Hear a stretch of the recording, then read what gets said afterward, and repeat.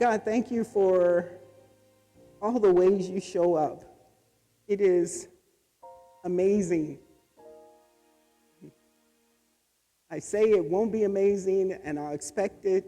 And of course, God, you show up in ways that we couldn't possibly know. And you're present, God, in ways that we don't know about. And thank you for being here when we don't even know you're here. God, thank you for showing up. God, thank you for the ways you show up when nobody shows up in the way that they're expected to show up in this world. God, thank you. Thank you for the ways that you are predictable and not rigid. God, thank you for the ways you love us. Thank you for the way you know who we really are. God, thank you for your excellence. Truly, truly excellent. God, thank you for the gift of life. Thank you for life. God, help us embrace that in a world that says life isn't of much value a lot of times. God, help us know that.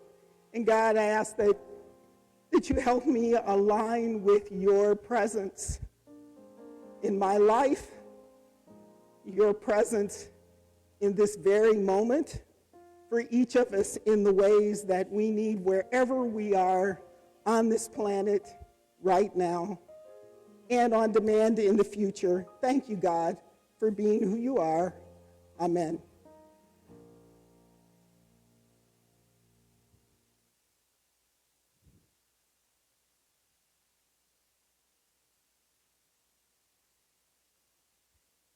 So the holy, holy, holy song always just does some things.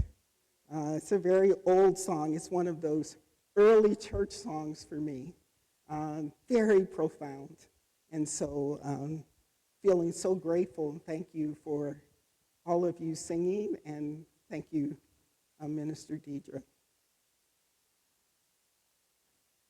So our theme, True Colors, this Pride Month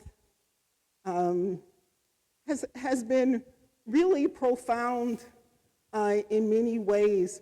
And one of the things that's come up for me over and over again is what it means to have the opportunity to be reminded over and over again, really a contrary narrative to what we often hear around the fact that we're lovable and not pathological and actually present and important and created awesomely and wonderfully and excellently. And this month, in many ways, is not about doing something different as much as it is a reminder over and over and over again of that. And so this month for me has been a month of seeing and witnessing excellence.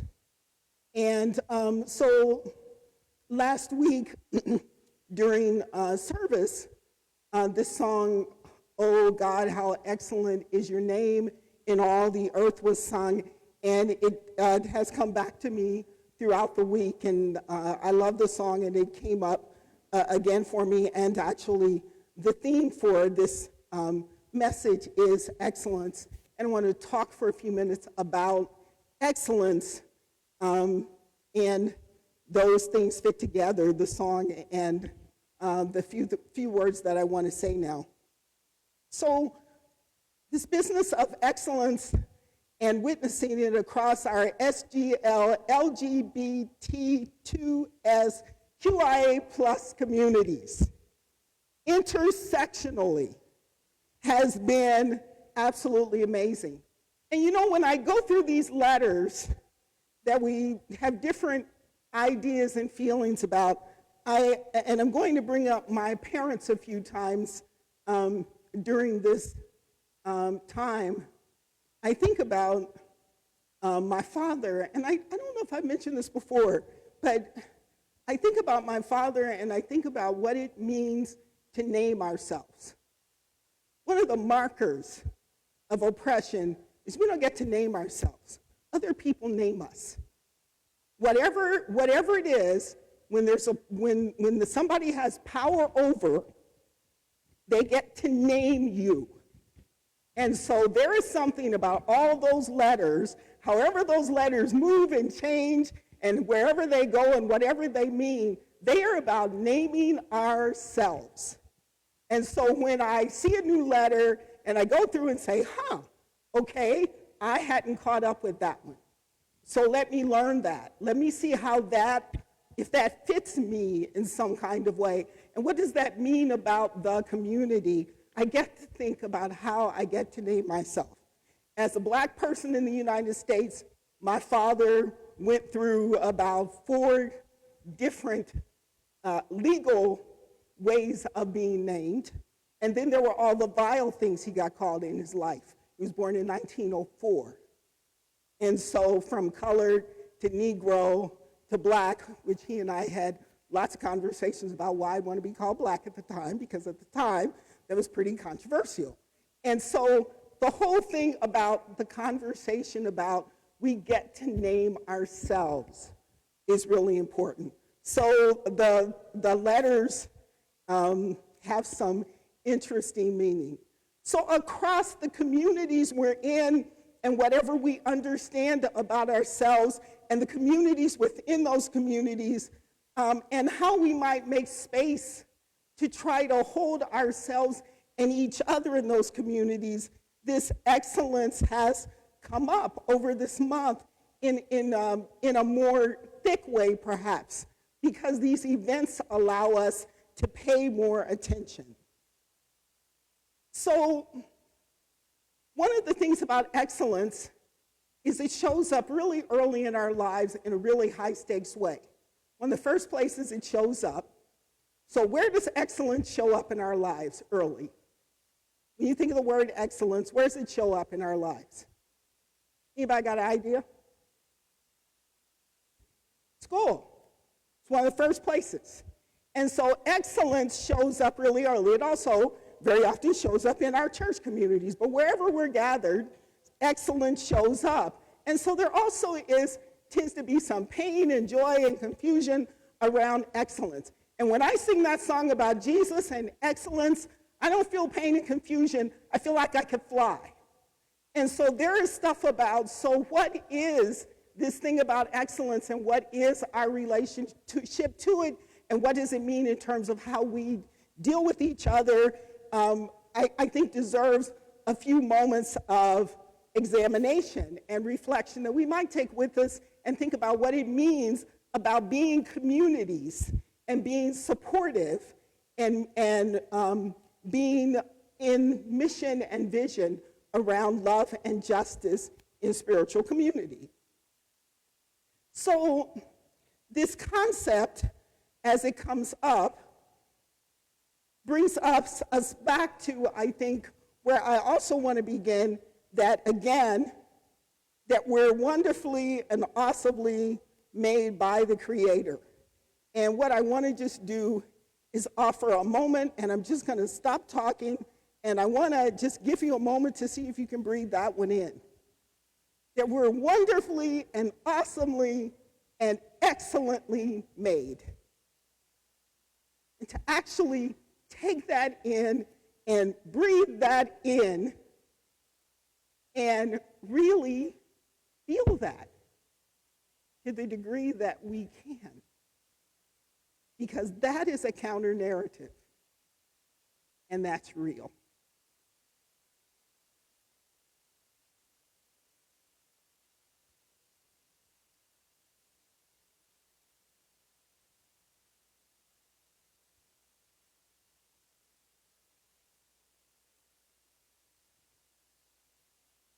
And at the end of this, I always want to shout to the top of my lungs. And I don't want to drive me out of the room. But I'll tell you that that's one of the things that comes up for me. And different things happen at the end of that. And this is the 30th, as was just said, the 30th, as Minister Deidre said. So this is the 30th of June. And so it's the end of June. And so Pride Month is June. And I think it's a good day to think about, what am I taking from this month? What do I want to carry with me? What do I want to intentionally carry with me? And I've been thinking about that.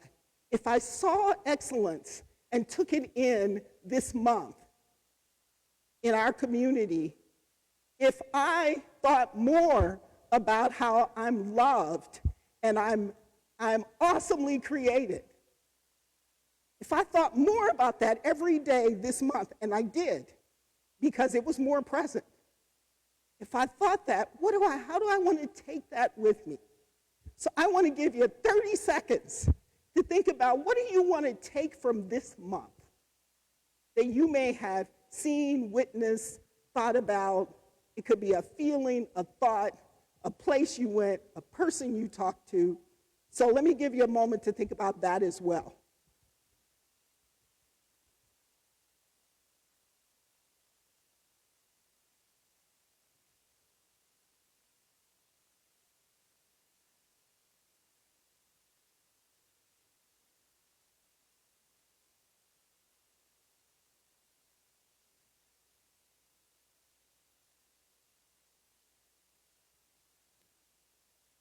Okay. Thank you. So when I think of excellence, I do think about my parents. It is like an immediate process. I can't not think about it. They are the ones who come up.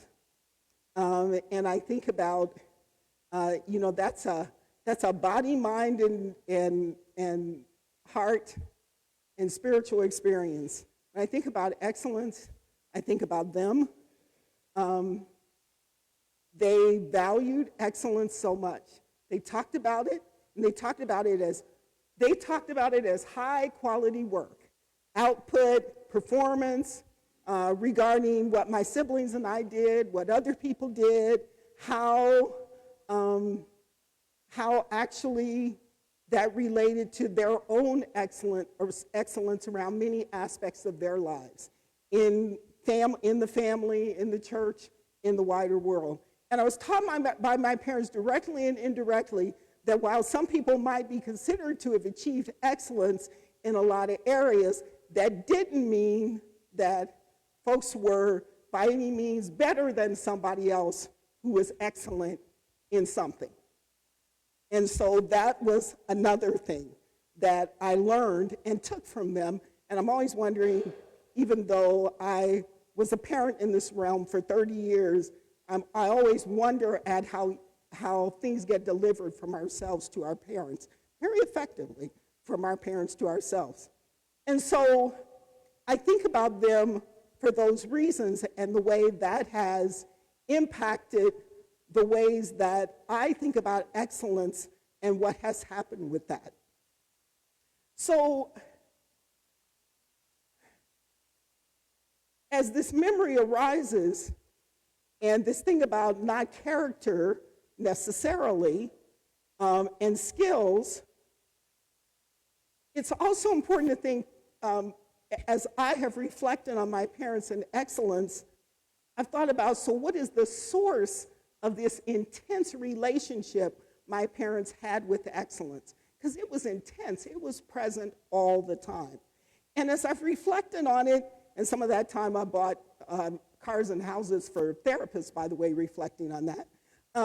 I've come to believe that that focus was also greatly shaped by how they understood God and how they understood their lives and their responsibility in relationship to being followers of Jesus.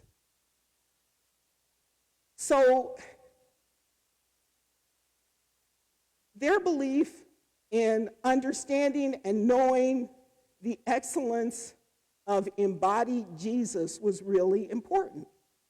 Spiritually, they engaged with and learned about the life of Jesus through ministry, things that were going on in church, and through prayer and study and dialogue inside and outside the church, and reflections on how to take the model of Jesus and live that excellence of Jesus out in their own lives. So I was raised in an environment, a spiritual and secular environment, And I'm not romanticizing that environment. In many ways, the environment I was raised in was challenging in a whole lot of ways.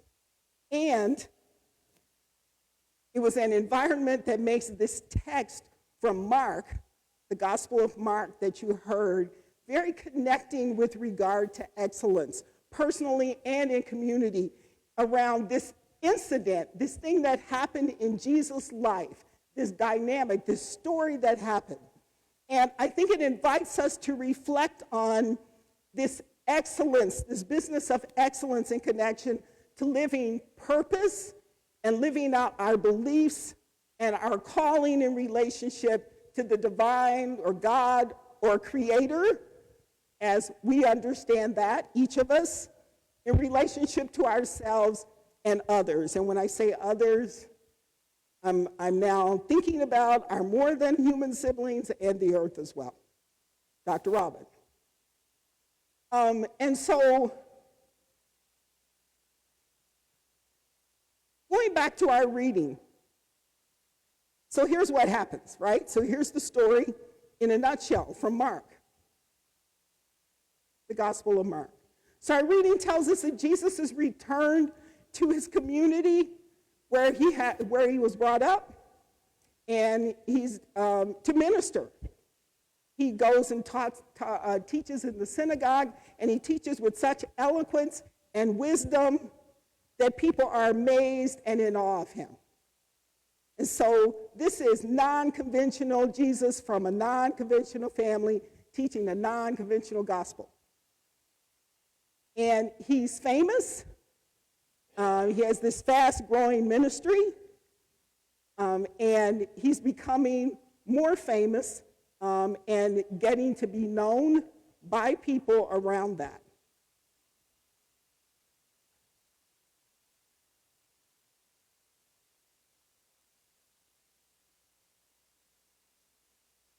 My computer is looping, almost there. So Jesus also has throngs of people, the multitudes who follow him, and just want to be near him and touch him and hear what he has to say and just be in his presence. And when he gets home to where he was raised, folks who heard him initially acknowledge that this was amazing and who is this person? And then they figure out that it's Jesus, and they shift how they are thinking about him and begin to say different things. So our reading says that they begin to say, so that's Jesus, and what's up with that? And who does he think he is anyway? And coming in here, and we isn't he Mary's son? And isn't he just a carpenter? And the Mary's son thing in particular is a slight because it's not Joseph's son in a time where that would have been the reference. And so immediately a shift in knowledge that this is a member of the community who has gone away and come back. And this is the famous Jesus who has come back. So a real putting down and pushing away.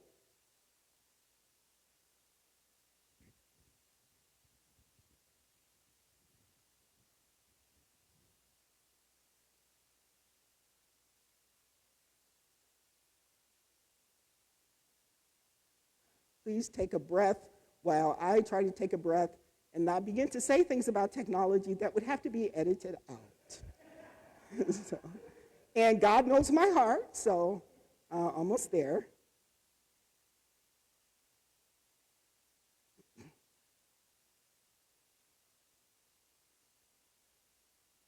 So Jesus, in response,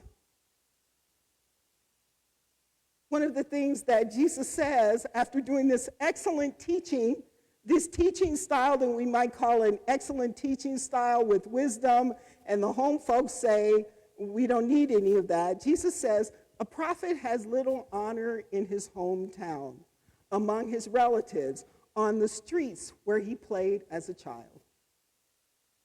And he names the lack of receptiveness to his work and the lack of faith.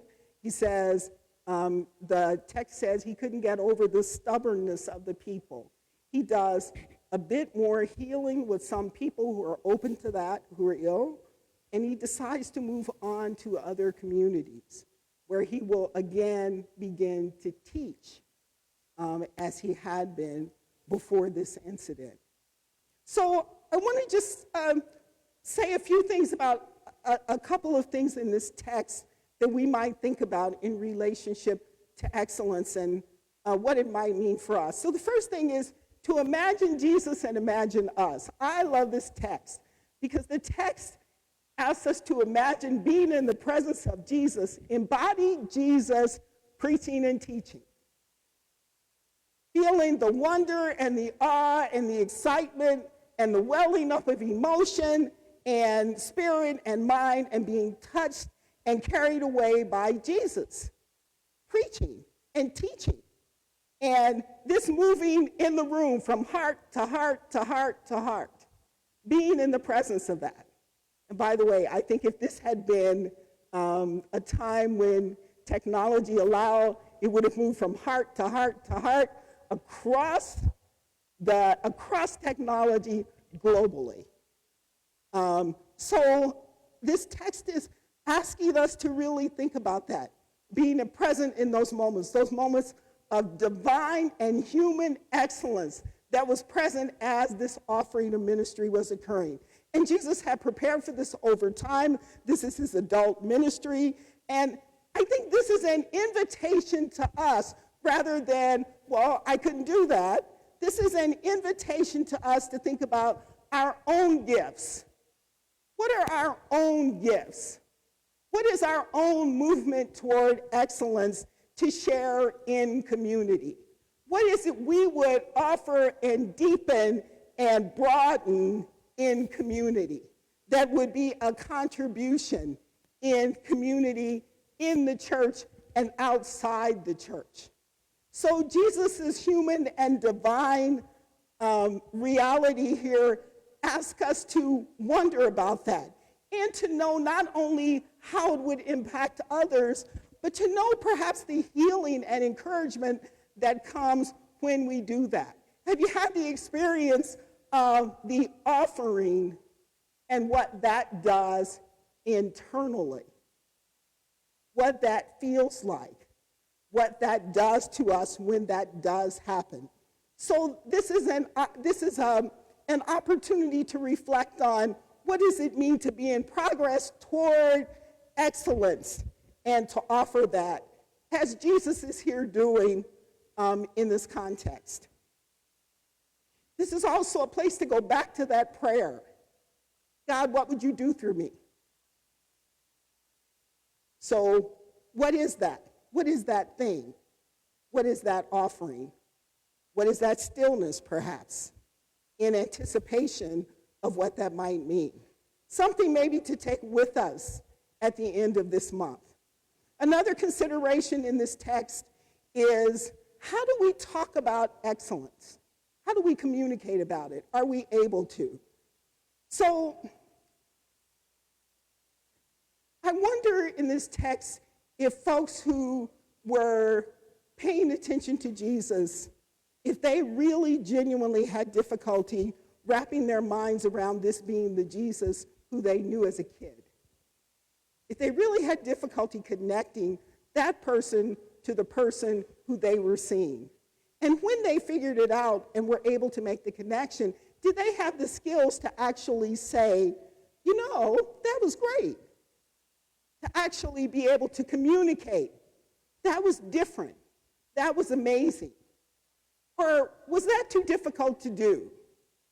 Because there actually are rules, and some of them exist in our society, that say it can be easier to tell a stranger about their excellence than to tell somebody you love and care about and see all the time. So is it possible that they didn't have the skills because that was something that just shouldn't be done? So something to think about, what are my skills in talking about excellence, including how do we talk about where we are in relationship to how things are going. How do we talk about that? How do we engage around excellence? Because it is a part of life. This thing about what we do and how we give and what that process is. So this is another, I think, opportunity to reflect on that in this particular text. The other thing I would say about this is there is the concern that comes up that if we talk with people about how great they did, that we might be encouraging self-absorption and conceitedness and pridefulness. It's Pride Month. And so have you heard that we shouldn't be prideful? Because there's something wrong with that. And so what I want to say is, for many, there is a process of becoming aware that self-care and appreciation and love for ourselves is in alignment with God's love for each of us and not in opposition to the love of God for us or for others, and that as we do that, we actually are able to love God and others. And so this is a huge thing, and I keep thinking, what a supportive conversation partner and mentor Jesus would be to have that conversation, to be able to talk about that. And I want to say that Jesus is still a great conversation for that, partner for that.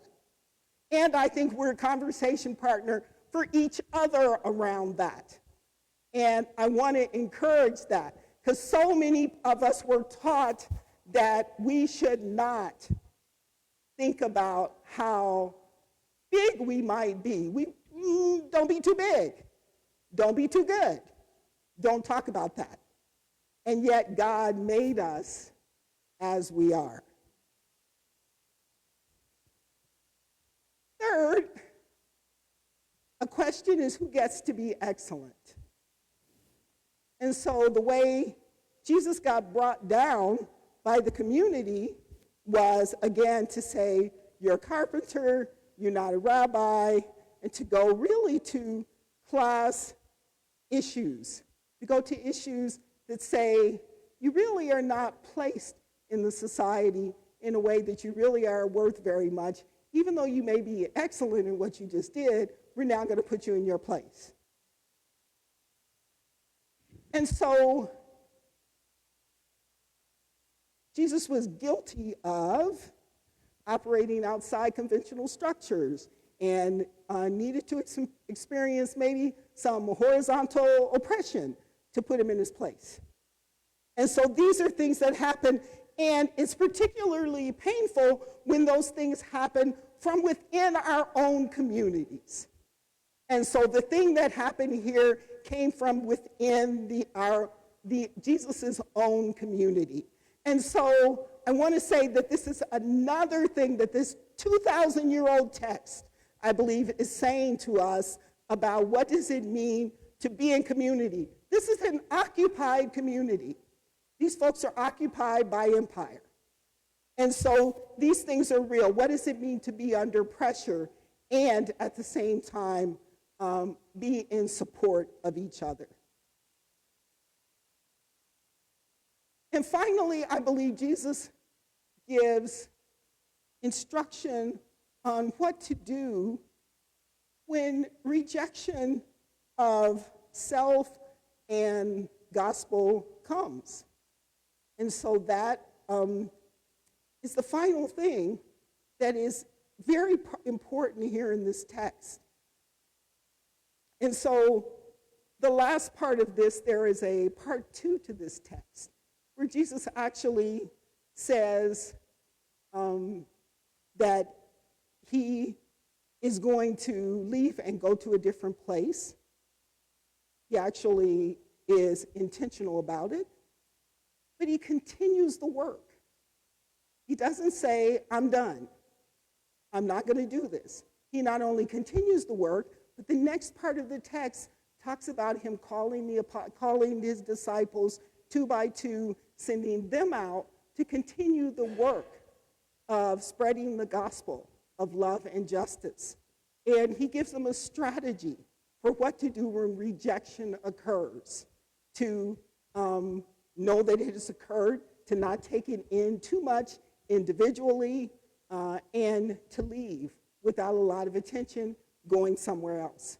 What the text does not mention is when Jesus was in his hometown, the kinds of blessings, the kinds of changes that may have happened to people because he was present during the time he was there. And so I would love to know what Mark would really have to say, the writer of Mark would have to say about that. So these are some things to think about. Two more quick things. Excellence is not about perfectionism. So I don't often quote Brene Brown. I will. Brene Brown says, perfectionism is self-destructive and addictive. It's a system that fuels this primary thought. If I look perfect and do everything perfectly, I can avoid or minimize painful feelings of shame and judgment and blame. So perfectionism is different than excellence, and it's something to really pay attention to. Somebody else, there's this quote that I keep running into, and I can't figure out who it is, says basically, God has the perfect part, and I can try to stay in progress around the excellence. And so there's that.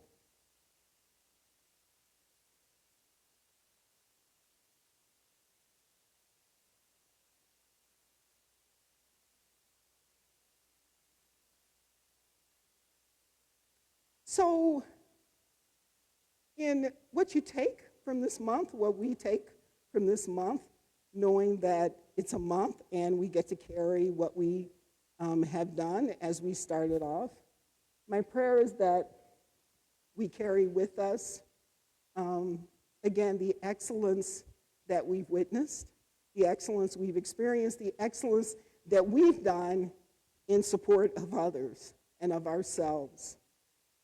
That we continue to work on love and justice individually and in community, striving for that excellence in support of each other and the divine. Knowing that we're not alone, that we have each other, that we have the divine as we go about doing this work. So Philippians 1:6 says, I'm sure about this, the one who started a good work in you will stay with you to complete the job. Amen.